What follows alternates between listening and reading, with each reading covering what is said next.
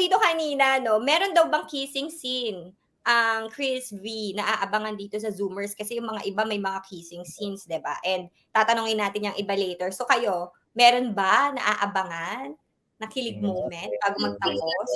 Hintayin na lang po natin. Panoorin niyo na lang. Yes. Ayan. Okay, kasi inaabangan talaga. Siyempre 'no, isa sa mga may mga matinding kissing hindi naman matindi, isa sa mga inabangan kasi from the press ko napag-usapan na natin yung mga kissing scene 'no. Si Crystal and you had a kissing scene with Kay, 'di ba, during one of the episodes. So, ano ng reaksyon na nakita mo na ayan napalabas na sa, YouTube and sa Primetime TV yung kissing scene niyo? Super na-shock po kasi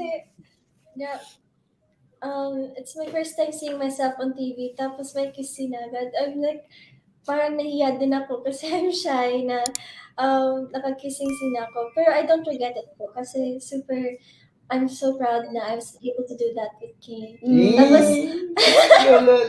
Tapos, me and Kay, same din kay Harvey and Krisa, we started off as friends din. So, may connection din kami. Makatulong din po siya na more comfortable with each other. So, Ayan. And from the get-go, you were game to do that part of the series, 'di ba? yes po. Nagkausap kayo bago yung take dun sa bar? Opo, nag-usap kami tapos parang we was both shy to each other pero we did talk about it tapos we said na it's okay if you touch me here, dito, basta we're both comfortable with each other. Bakit? Hindi kasi ang cute kasi nila eh.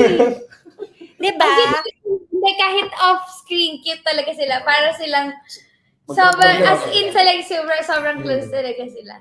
Sila love team, no? Yes. In a way. Ang Talaga cute yung, even yung dun pa lang sa pag-ihip mo nung pag-ihip ni Kay ng mata mo dun sa una ninyong pagkikita, 'di ba? Parang ang cute na agad, parang talagang may kilig vibe. Ayan.